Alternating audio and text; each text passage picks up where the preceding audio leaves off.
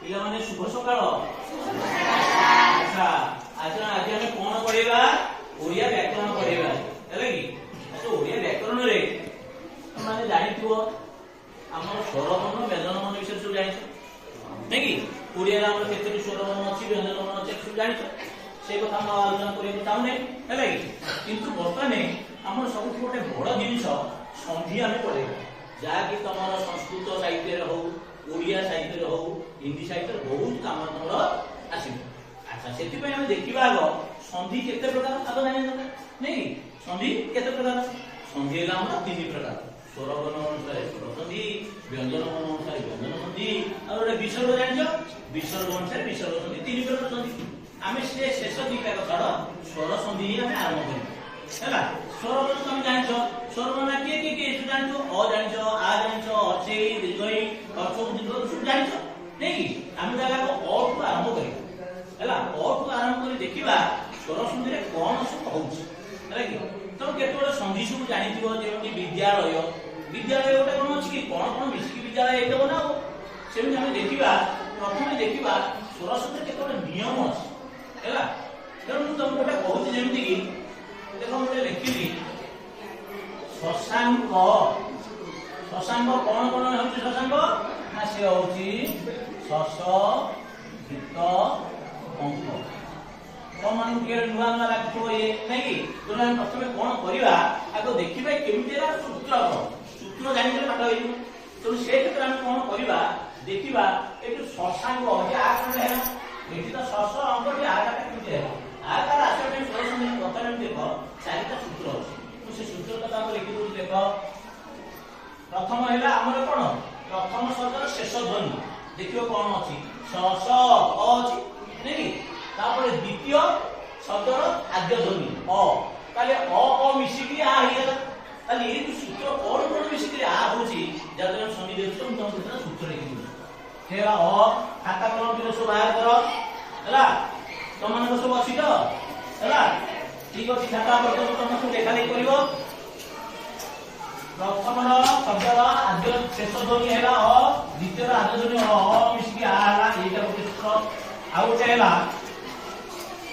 प्रथम रहला अ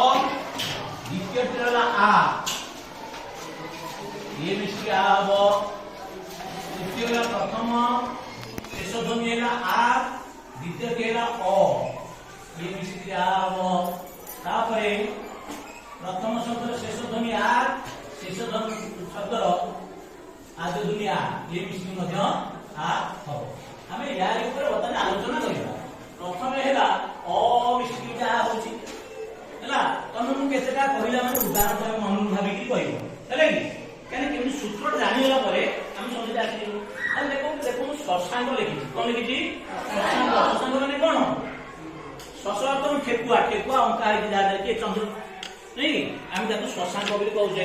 एजा हम शिव को कहतिनि शशांक शेखर ठीक अछि। हम देखिबा तार शशांक शश युक्त अंक देखो शशर प्रथम शब्दर शेष ध्वनिटा अ शश अ उदाहरण होनी। अच्छा द्वितीय अंक अंकर मूल ध्वनि अ उदाहरण तार कोन हला अ आ अ मिसिकरी आ हेला शशांक।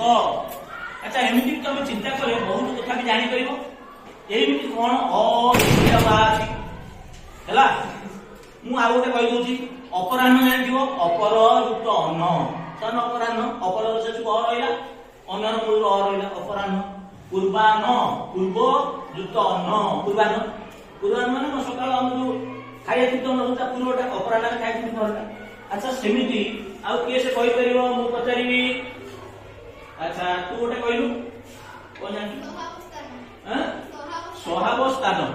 सहावस्थान से कहला। अच्छा सहावस्थान केमिति है अन्य माने कहि परिबो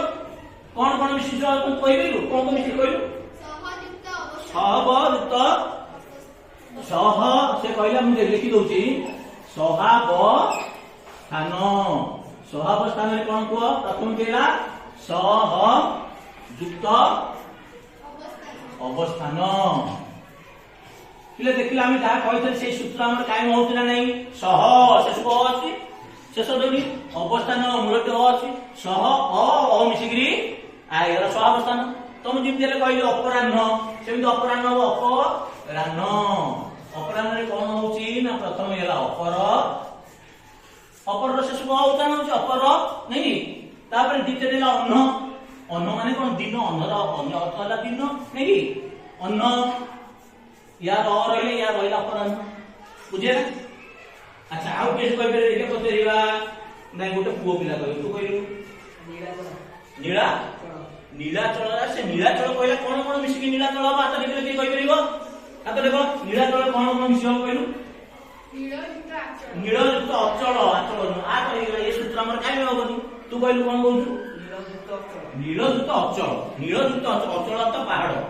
हम जगन्नाथ मंदिर को नीलाचल कहै जनजडी जगन्नाथ को नीलाचल वासी मंदिर जगन्नाथ को नीलयुक्त अचल हैला तार से लिखि दो नीलाचल नीला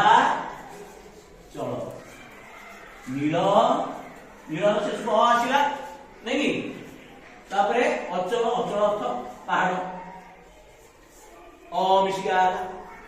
हैला आउ तापर के तू गोटे को वृद्धावस्था अच्छा वृद्धावस्था कोन मिसि वृद्धावस्था अछि बुझियो ना वृद्धावस्था के देला ना वृद्ध युक्त अवस्था सेमति तमे आउरी केतो अन्य माने चिंता करे केते तमे जानि पाइबो वृद्धावस्था ताले कोन होला वृद्ध युक्त अवस्था हैला अच्छा हम बता प्रथम सूत्र हमर हेई गेला मोटामोटी आउ केसे कोन कहै जाउ कि के कहि परिबो तू कहि उठे ए कोन कोन तू कहि हां मतांतर किमि है मतांतर बेस वेरी गुड बस मत युक्त अंतर मतांतर से कहला मतांतर मता तरा मोहनी मतांतर तांको मतांतर हैला ता तो मन मिलिला नहीं तांको मत फरक हैला ताले एठी कोन कहले कि आमे मत युक्त अंतर हैला ताले हमर मोटाटे प्रथम सूत्र जानलो द्वितीय सूत्र को जिगा अच्छा ओ आउ आ मिस गेले कोन हबो ओ आउ आ मिसिले कोन सेम जेटा हम सूत्र देखिबा ओ मिसित हबो आउ ता जेत आ मिसि दिबो ता देखो मोटे कहूची ए द्वितीय सूत्र मोटे लिखुची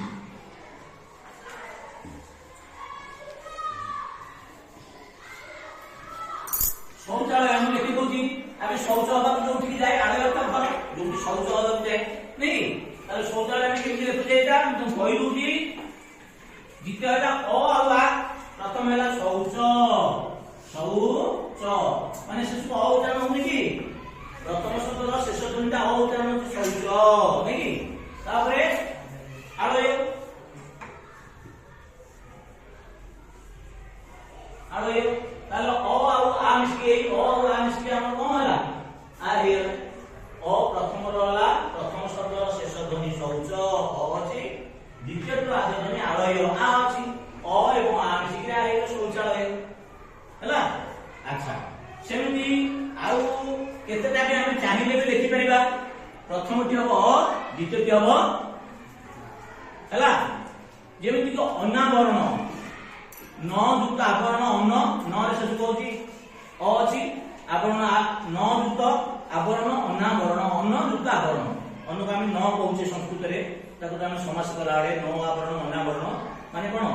बंद होई गछ खोली दबा बुझले कि अनावरण ए को हम कहउताई तमे माने सेमति चाहिले केतोडे भी तमे कहि पारिबो जोटा कि हमर यार गई हबो कावडी शौच जुताळे मु आउ के कहउची तमे कहिबो सेटा केमति हो कष्ट टिके जे कथा गोटे सहज जन कहउची गोटे लेख शौचालय पर गोटे पुष्पालय जोटे फूल थाए जो घर मान करे पुष्पालय अच्छा पुष्पालय केमति हो तू कहलु पुष्पालय पुष्पजुतालय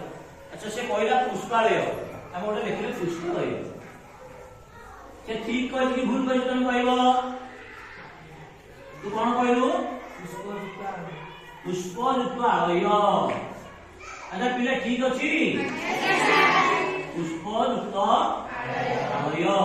पुष्पजुतालय पुष्प शेष छ आलयर मूल अक्षरला पुष्पालय अच्छा सेमति आ गोटे मु कहूची गोटे लेख अस्त्रागार अस्त्रागार कोन जो घरे सब अस्त्र अस्त्र रहे अस्त्रागार सत्रागार अस्त्रागार केमि हो आगार तुम जानि घर हैला सेमति अस्त्रागार